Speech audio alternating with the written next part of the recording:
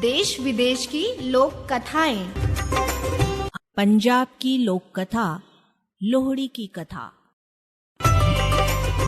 वाचक स्वर ऋतु कौशिक। लोहड़ी का संबंध सुंदरी नामक एक कन्या तथा दुल्ला भट्टी नामक एक योद्धा से जोड़ा जाता है।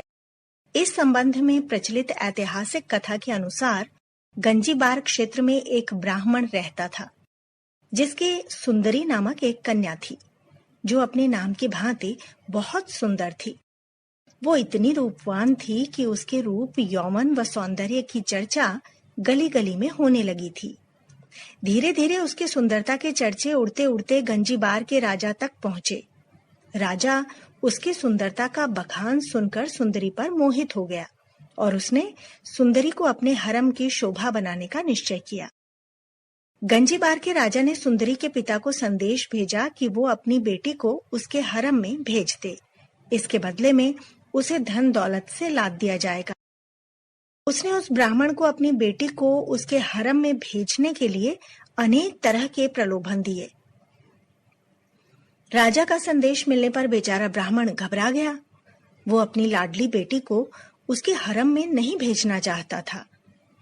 जब उसे कुछ नहीं सूझा तो उसे जंगल में रहने वाले राजपूत योद्धा दुल्ला भट्टी का ख्याल आया, जो एक कुख्यात डाकू बन चुका था, लेकिन गरीबों व शोषितों की मदद करने के कारण लोगों के दिलों में उसके प्रति अपार श्रद्धा थी।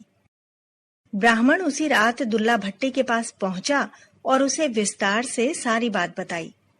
दुल्ला भट्टी ने ब्राह्मण की व्यथा सुन उसे सांत्वना दी और रात को खुद एक सुयोग्य ब्राह्मण लड़के की खोज में निकल पड़ा।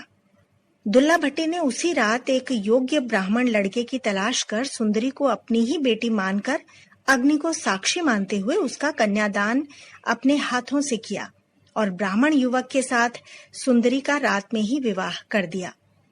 उस समय दुल्ला भट्टी के पास बेटी सुंदरी को देने के लिए कुछ भी न था, अतः उसने तिल व शक्कर देकर ही ब्राह्मण युवक के हाथ में सुंदरी का हाथ थमाकर सुंदरी को उसके ससुराल विदा किया। गंजीबार के राजा को इस बात की सूचना मिली तो वो आग बबूला हो उठा। उसने उसी समय अपनी सेना को गंजीबार इलाके पर हमला करने तथा दुल्ला भट्टी का खात्मा करने का आदेश दिया। राजा का आदेश मिलते ही सेना दुल्ला भट्टी के ठिकाने की ओर बढ़ी, लेकिन दुल्ला भट्टी और उसके साथियों ने अपनी पूरी ताकत लगाकर राजा की सेना को बुरी तरह धूल चटा दी। दुल्ला भट्टी के हाथों शाही सेना की करारी शिकस्त होने की खुशी में गंजीबार में लोगों ने अलाव जलाए और दुल्ला भट्टी की प्रशंसा में गीत गाकर भंगड़ा डाला।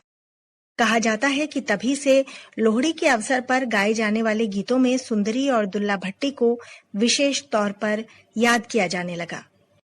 सुंदर मुंदर ये हो, तेरा कौन विचारा हो, दुल्ला भट्टी वाला हो, दुल्ले दी ब्याही हो, शेर शक्कर पाई हो, कुड़ी दे मामे आए हो, मामे चूरी कुट्टी हो, जमींदारा लुट्टी हो, कुड़ी दा लाल दुपट्टा हो, दुल्ले धी ब्याही हो, दुल्ला भट्टी वाला हो, दुल्ला भट्टी वाला हो। लोहड़ी के मौके पर यह गीत आज भी जब वातावरण में गूंजता है तो दुल्ला भट्टी के प्रति लोगों की अपार श्रद्धा का आभास स्वतः ही हो जाता है। अभी आपने सुनी पंजाब की लोक कथा, लोहड़ी की कहानी। वाचक स्वर ऋतु कौशिक। ऑडियो प्रस्तुति रेडियो अर्पा।